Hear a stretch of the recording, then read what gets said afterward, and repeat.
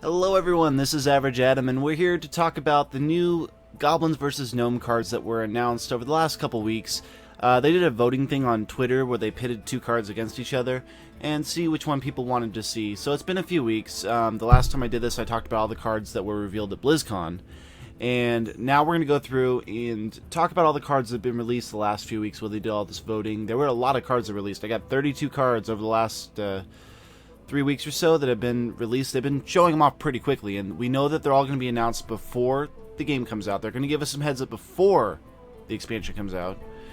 So I don't think it's going to be this week, so don't dust your decks off just yet, but keep doing those dailies because every 100 gold, that's another Goblins vs. Gnomes pack. I'm up to a lot right now, and I'm going to keep going. You can also expect some unboxing videos from me. But anyway, let's get right, or booster pack opening. I guess that's unboxing, but pack opening, I guess is what they're called. But here we go. We're going to talk about the 32 new cards that were announced over the last couple weeks, including the card that was announced today, the Paladin Legendary, but we'll get to that in a little bit. First off, we got the Rockjaw Trog. This guy. 4 cost for a 3/5, decent body. Whenever your opponent casts a spell, gain +2 attack. It's not temporary, so it's actually a fairly decent card. They did say that Shadow Word Pain will kill it. It won't get buffed and then not kill it. So, Priest, you don't have to worry about that. But this is a pretty nice card. I like this guy. I don't know how much play he'll be seen. He'll be good against spell-heavy decks. I know that, but honestly, it's a pretty decent four-turn drop in my opinion. I think he'll definitely see some play here and there. All right, next we got the Goblin Sapper. This guy. 3 cost for a 2/4. That's decent. Has +4 attack while your opponent has 6 or more cards in hand. New mechanic. They've never done that before, but yeah, I actually kind of like that. Handlock. This is anti-handlock right here, and I love that it is anti-handlock. That's for 3 mana. You get a 6/4 if they have a lot of cards in it. It forced them to drop the cards that are in their hand and kind of move on and try to dump their hand out so that you don't have a giant minion on the field, or just kill it very quickly. But that's a really good rare card. I like that guy. He's probably going to see some play here and there. Alright, next we got the Illuminator. Secret players be happy. 3 cost for a 2/4. If you control a secret at the end of your turn, restore 4 health to your hero. This one can be both very good and very bad. Mage. If mages have this in their opening hand, they're going to want to keep that ice block in their hand, because as long as that ice block's in the hand, they're going to be recovering 4 health per turn as long as this guy is on the field. Mages have a form of healing. Everyone be scared. Even hunters. Hunters might even use this card. Secret decks are going to get better. There weren't a lot of secret cards that interacted with secrets before, but they've added a few in here. And I think those are going to make secret decks really, really scary because you won't know what to expect and you'll have to play around the secrets, and I don't know. It'll be fun, though. I think I will enjoy it. And just watch out for the Illuminator. She could be scary. Alright, next, here's a little fun guy. Jeeves. 4 cost for a 1/4 Mech. I don't really like this guy. I don't think he's going to see a lot of play, but at the end of the turn, each player's turn, that player draws until they have 3 cards. So, a little bit of a clarification. If you are out of cards, it will not mill you. What it does is it discovers how many cards you are short of the 3, and you draw that many. So if you have no cards left in your deck, you have 1 card in your hand, it will draw 2 cards for you. So it'll mill you twice. I'm not really sure what decks this is going to go in. It could possibly, I think this card could go in a zoo deck. I don't know. But a deck with lots of little cheap cost minions, you throw this guy in, as long as you can keep your hand empty, you got a source of constant deck flow there. And it'll be interesting to see what people come up for with this guy. He might be good. Alright, next we got a legendary card. The Foe Reaper 4000. 8 cost for a 6/9. Also damages the minions next to whomever he attacks. So, I'm assuming by the reading, and I didn't see any wording on this anywhere, but 8 cost for a 6/9, and if he hits a minion that's in the center, the minions on the side will also take 6 damage. That's what I think is going to happen. If that is true, this guy is definitely going to be something to fear. Mechs in general, there's going to be so many variants on the mech deck, it's not even funny. I mean, the sheer amount of them they got coming in is just absolutely ridiculous. Alright, so Foe Reaper, and then we got Toshli, another card that has to do with spare parts. I like the spare part idea. This is kind of cool. This is the first card with Battlecry and Deathrattle, which is pretty sweet. 6 cost for a 5/7. That's a decent body. When it comes into sorry, when it comes into play, and when it dies, you get a spare part card. So not only are you getting a 5/7, but you're also getting a spare part card when a 1-cost spare part card when he comes into play and when he dies. And those spare part cards could be really good. You know, 7 different little effects: freeze, a bounce, +1 attack, +1 health, plus, you know, all those little things. Those could be really useful. Toshli, I like him. He's a pretty cool guy. I'll definitely use him a few times. Alright. Next we got the Little Exorcist. This is kind of cool. It's an anti-deathrattle card. They actually got a few of these anti-deathrattle cards out there. This one, 3 cost for a 2/3. It's decent, but it's also got taunt. So 3 cost, 2/3 taunt. That's not bad. Battlecry. Gain +1/+1 for each enemy deathrattle minion. Whew. So if you're playing deathrattle and they have 4 minions on the field that have deathrattle, okay? This comes out as a 6/7 for 3 with taunt. Very good. It could be a very, very good card. I don't know if it's going to see a lot of ranked play. Constructed, it might. Because when you do tournaments and stuff, you'll know what kind of decks they're running pretty quick. And if they know it's a deathrattle deck, they'll make an anti-deathrattle deck, you know? But I don't know. We'll have to see what this little gnome comes up with. She might be good. She might be. Let's see in here. Next, we have the Antique Healbot. I thought this was a priest card at first, but it's not. They're actually getting their own version of a Healbot. But this one, 5 cost for a 3/3.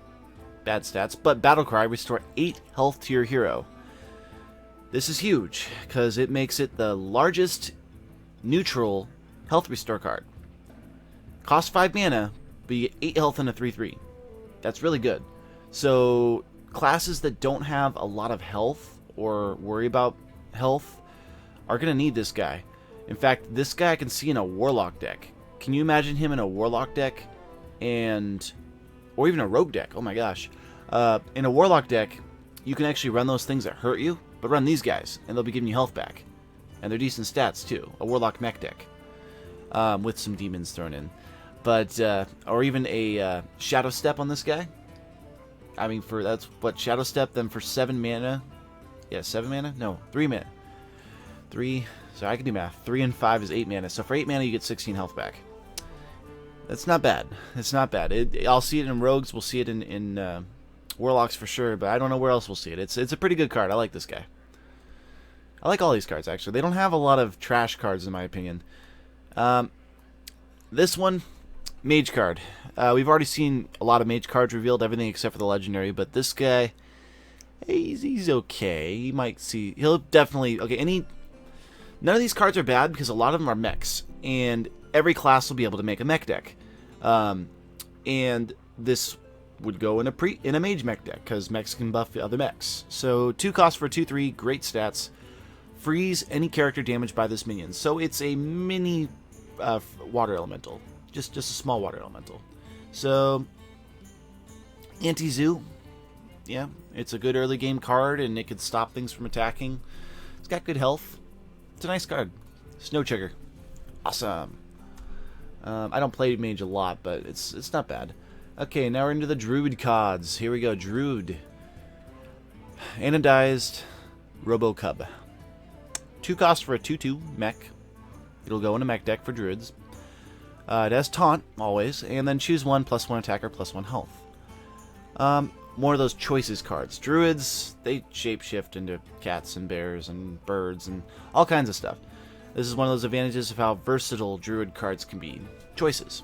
So, do you want to pay 2 costs for a 3/2, or for a 3/2 taunt, or 2 cost for a 2/3 taunt. It's up to you. Nice card. I like cards that have choices like this. Druid isn't my favorite class to play, but I do play around with all the classes from time to time, so not a bad card. Alright, next we have a card that was announced yesterday, actually. I think it was yesterday. I know it was last Friday. Druid of the Fang. This guy needs a little clarification. I think I can fix that for some of you guys that are confused about him. He's 5 cost for a 4/4. Battle Cry. If you have a beast, transform this minion into a 7/7. Now, this is a transform. It's not something you can silence. He turns into a cobra, according to what Blizzard said. So, it comes out as a cobra beast. So, he will either be 5 cost for a 4/4 beast. But if you have a beast on your side of the field, he becomes 5 cost for a 7/7 beast. And a little bit more clarification, Druid of the Claw, the one that allows you to have a 4/6 bear or a 4/4 charge cat, those are going to be beast cards in the upcoming, they're going to be changed to beast cards. So this guy could actually see some definite play. That'd be 5 cost for a 7/7 beast, which is really nice for the stats. I don't know if they're trying to push beast decks away from hunters a little bit and give Druid a little bit of fun with them, but it's an experiment, and I'll definitely want to see or test to see if beast decks can work for Druids with this guy. It could be interesting. Next we have the Mech Bearcat. Interesting name. It's a bearcat. It's pretty big too. It's standing on a house. 6 cost for a 7/6. Good stats. Whenever this minion takes damage, add a spare part card to your hand. Ooh, he's fun. I like this guy. You'll get a spare part card whenever he takes damage. So, yeah, he's decent. Whenever he takes damage, you attack in the minions. He can take out pretty big minions, pretty decent size. Since he'll be in a mech deck and he gets mech buffs, he can take out 8/8 minions, giants, pretty easily. And you get a spare part card out of it, too. Not bad. Not bad, Mech Bearcat. Not bad at all. Next, we're into the Hunter cards. Okay, before I get to these guys, Hunter is getting some nice cards. I mean, these aren't just good cards. These are nice cards. I don't see anything wrong with any of these cards. They are all awesome, and Hunters are going to be feared, and I'm going to warn you about it now. So, first card is the Steam Weedle Sniper. This card was announced last week, and 2 cost for a 2/3. Your hero power can now target minions. I just want you to dwell on that for a second. While he's on the field, he becomes better. He becomes the best hero power in the game. Aside from Shadow Form Priests, but those take too long to set up. This is... wow, this is something really, really scary, and it gets worse, guys. It gets much, much worse. Next card. Call Pet. 2 cost, draw a card. Draws are usually worth 2 mana anyway. If it's a beast, it costs 4 less. Yeah. Oh my gosh. Beast decks are going to be feared so much. Now I'm going to leave this guy up in the field for a second. Here is the new legendary card that was announced for Hunters. Gazrilla.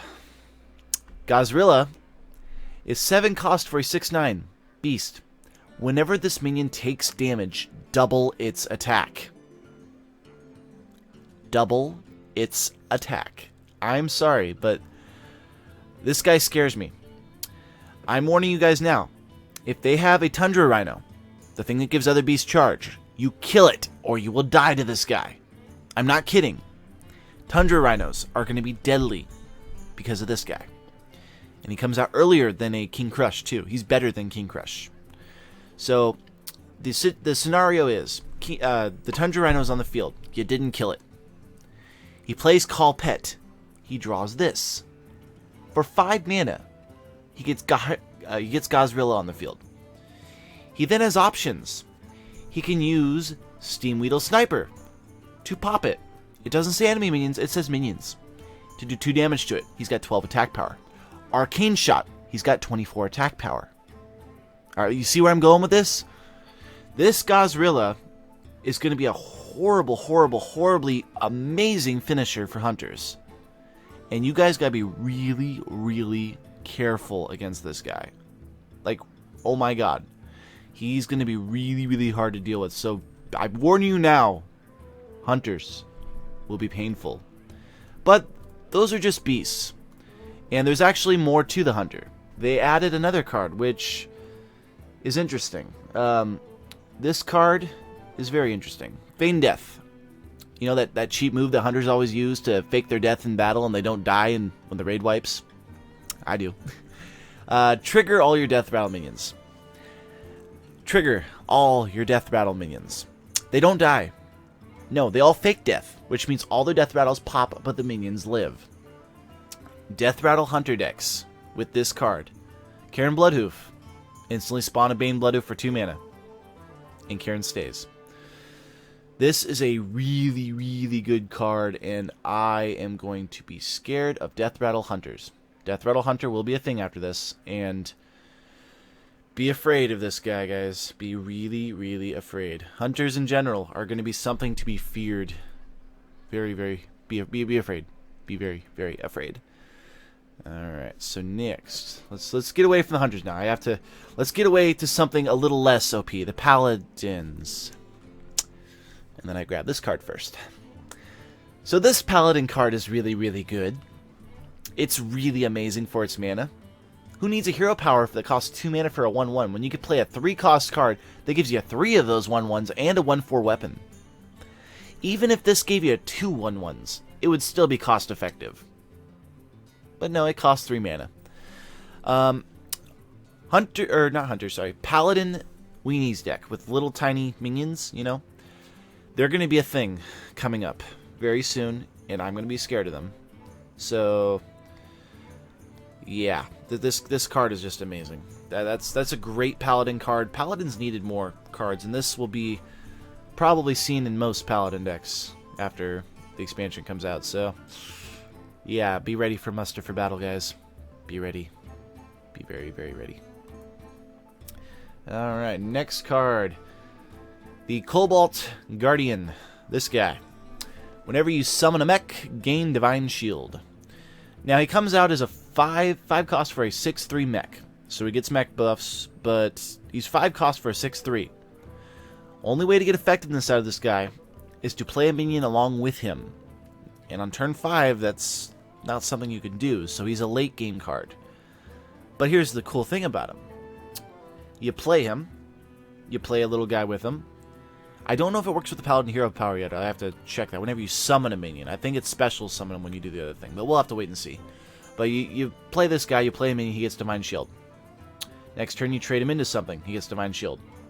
It's pretty much a repeatable Divine Shield that you get to keep pumping up as long as you keep playing extra minions, which is pretty cool. I like that. But I don't know how much play this guy is going to see, to be honest. But we'll see. We'll see how good he is.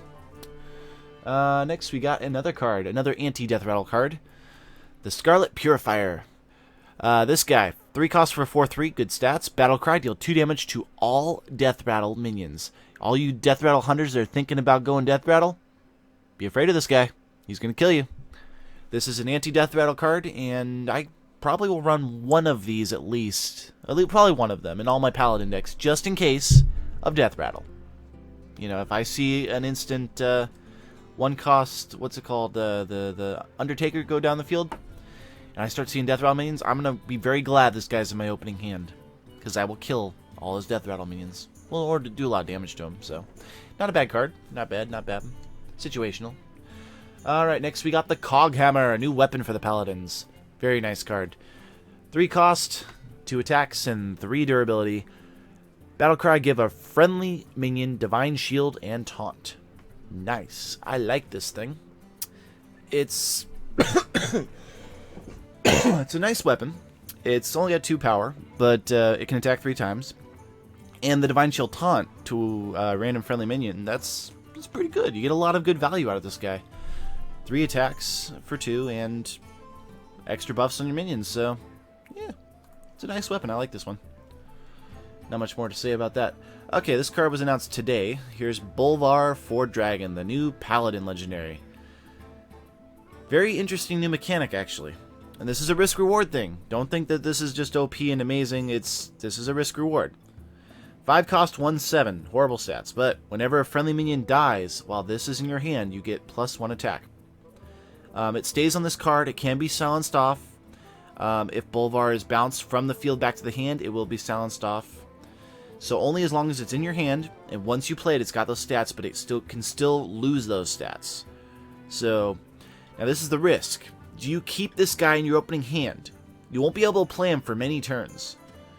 But when you do play him, he could be very, very, very big. So, and he also goes very well with the Muster for Battle card, too. You play that earlier on along with Bolvar, you get all those extra 3/3s. Each one of those minions that dies at some point will be an extra attack power for this guy. So he could come out, if you just played one of these and all these ended up dying, he'll come out even more powerful, which is really cool. Or you can just save Bolvar in your hand for a big endgame finisher. You know, well, not a finisher. He can't just deal damage, but he's a really nice body, and it'll be interesting. I don't know how much play he's going to see, but you're definitely going to be surprised when he shows up on the field with a lot of attack power. So, on to the rogue cards. Rogues, I hate you. I've always hated Miracle Rogues, and I think they should nerf Gadgets and Auctioneer, but oh well.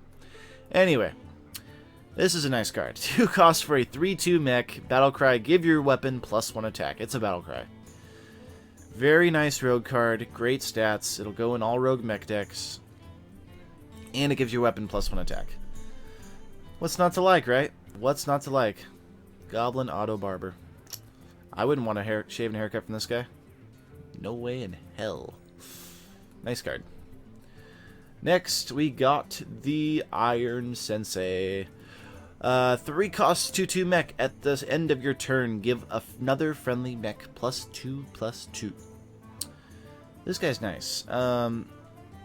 He'll be in mech decks for rogues for sure. At the end of your turn, he gets the +2/+2 to a random friendly mech. To another friendly mech. So it's random because it's an end of turn effect. It doesn't say random, but it is random. Just because of the way the mechanics work. But it's a card that you're just going to kind of keep on the field. People have to target it. Otherwise, your other mechs are going to keep getting out of control. So, and it's at the end of turn effect. So you're pretty much guaranteed when you play it.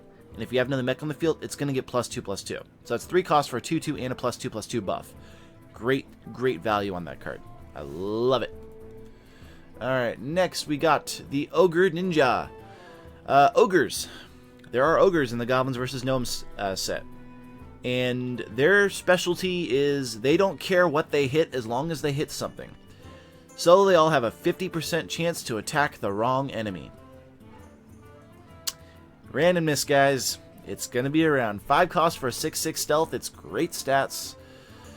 But it has a chance to attack the wrong enemy. Mind you, it will always hit an enemy. It won't hit an ally. You don't have to worry about misdirect, shit like that.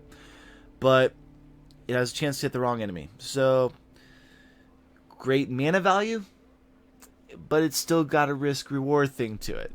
I like ogres. I think they're going to be fun. There's a couple other ogre cards that were revealed. There's Ogre Warmaul, which everyone thinks is a warrior card, which has a 50% chance to attack the wrong enemy, but it's interesting. I also like this guy, how he's got a bush on his head and hold 2 sticks, because ogres, they think they're amazing at stealth. They really do. Alright, next we got... Okay, this card's kind of cool. I'm worried for it, but I'm kind of cool. So, Assassinate, right? 5 cost, destroy a minion. Pretty good. What if Assassinate cost 1 less? Yeah, that is Sabotage, guys. 4 cost, destroy a random enemy minion. It's controlled chaos, so you can actually, if there's only 1 minion up, it's going to kill that 1 minion for 4 mana. And if you combo it, it destroys the opponent's weapon too. I like this card. This is a great card. It'll sadden a lot of people who got a weapon out and a minion, because for its value, this card can get some amazing value. Welcome to Value Town. I like this. This is... the thing about all these Goblins versus Gnomes cards, a lot of them seem OP, but all of them seem OP. That's the thing. They're not OP, but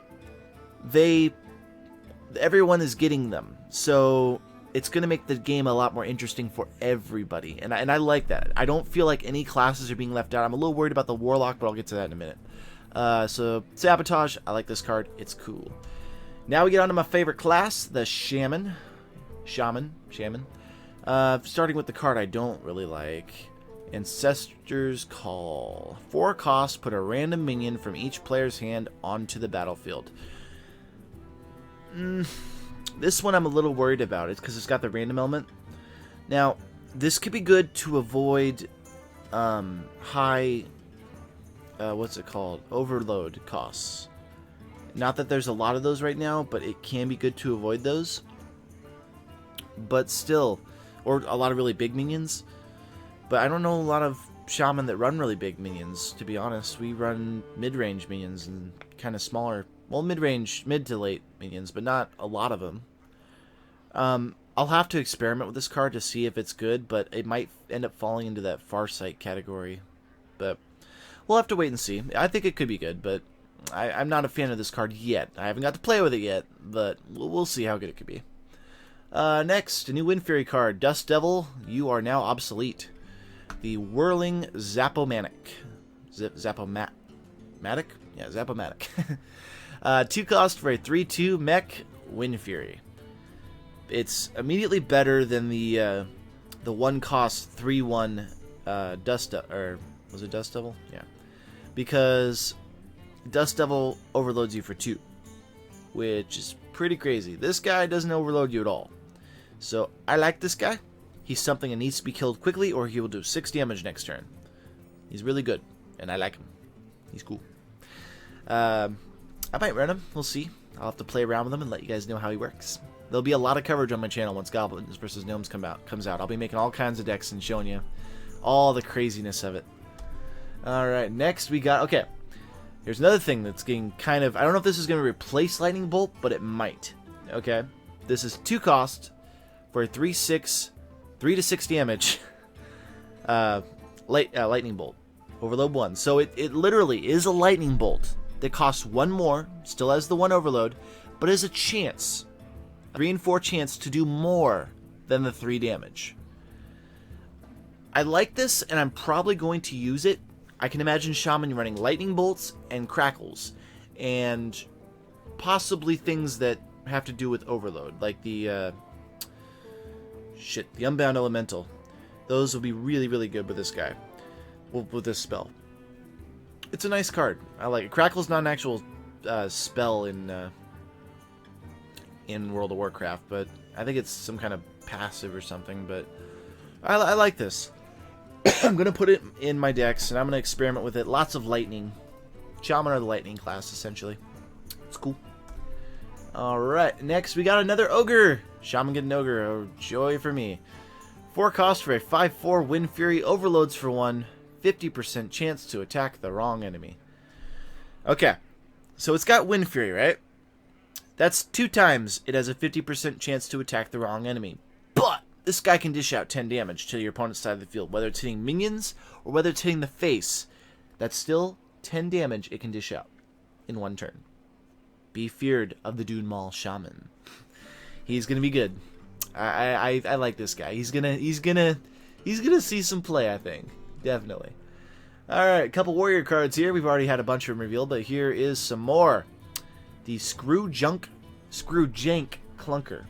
Screwjank Clunker. Interesting name. 4 cost for a 2/5 mech. Battlecry, give a friendly mech +2/+2. It'll go in all warrior mech decks because it gives +2/+2, much like the Iron Sensei we saw earlier. Does it instantly, so you can actually buff something that's already on the field and give it some extra attack power, which is nice. I like that. It's a decent sized body too, which isn't too bad. It can trade effectively with a lot of cheap stuff. So, nice. I like this card. Warriors are going to use it. Next, we got the Shield Maiden, and more armor cards for the Warriors. Yay, Control Warrior is going to be harder to kill. 6 cost for a 5/5. Battlecry, gain 5 armor. So, 5 cost for a 5/5. 1 extra mana for 5 more armor. It's value. It's definitely value, I'll give it that much. So, not bad. Not bad at all. I always wondered why gnomes can be warriors, but apparently they can tank giant things hitting them in the face. It's all that armor. Pretty cool. Alright, Warlock cards. Discussion time, because I don't think Warlock is that good, but we'll have to wait and see. The Fell Cannon. 4 cost for a 3/5. At the end of your turn, deal 2 damage to a non-mech minion. 4 cost for a 3/5 is decent stats with the mech thrown in. is kind of cool. But I am a little worried because Warlocks are always Zoo or Handlock, and there really isn't any alternative to them. Most of their cards suck. It's true. Most of their cards just are not good. And I honestly... Hold on one second. Unplug my internet. I kind of need that for stuff. But... yeah, most of their cards just are not good. And... yes, it'll do 2 damage guaranteed to a minion. Which is fine. You know, it's going to guarantee that extra damage. But... it's... I don't know. I just don't like this guy. I'm skeptical, to say the least. I'm skeptical because Warlocks are not minions-ish. They're weird. They're lots of little minions, and they're lots of big minions and Handlock. And until they change the Warlock hero power, which they're probably never going to do, I am not going to like the Warlock. Sorry, I just don't. I mean, they always have both, and I made a whole video about my discussion on this.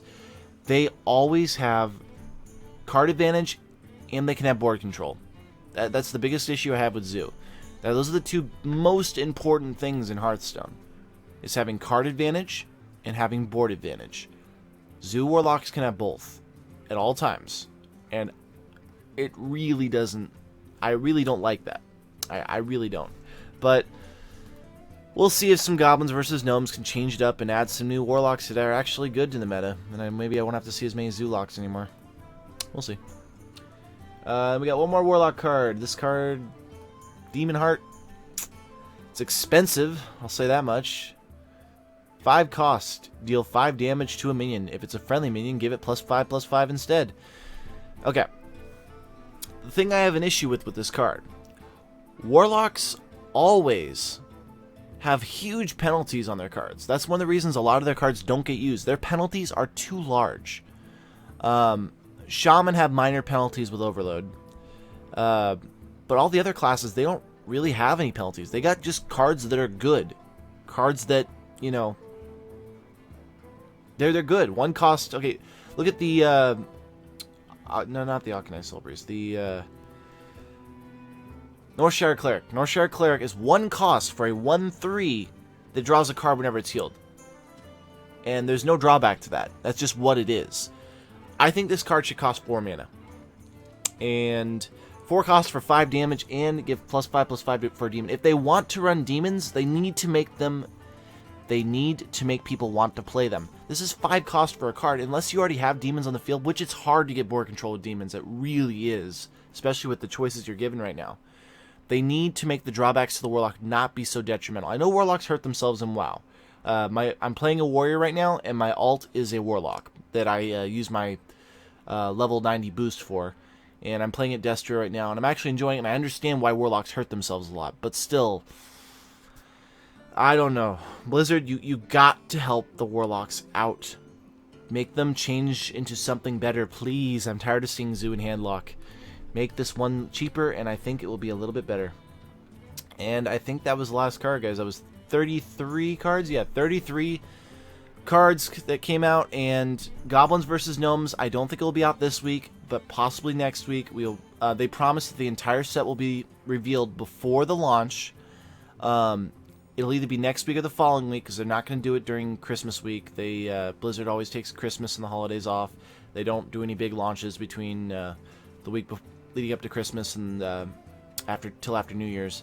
They just have a few people working to keep the servers running, but they don't really do anything big during the holidays. So, Goblins versus Gnomes, expect it either next week or the following week. Lots of coverage on my channel. I am way looking forward to it. Let's talk about these cards in the comments below, guys. Tell me what you think. Let's discuss them. Let's see which ones do you like, which ones do you don't like, any cards that you think should be changed.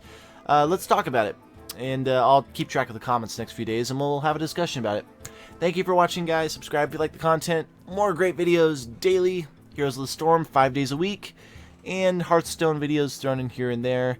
StarCraft stuff coming in the future. I will try to get some games together. I just haven't had time.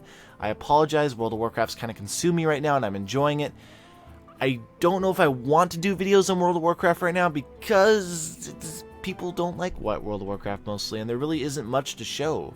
I mean, it's a personal experience. It really is. And All I can do is stress that if you played World of Warcraft in the past but have been skeptical to come back, this is a good expansion, and I am enjoying it. Raids start tomorrow, so I'll be definitely doing raids and stuff, so I'll let you guys know how that turns out. Thank you for watching, guys. Subscribe if you like the content, and have a great day.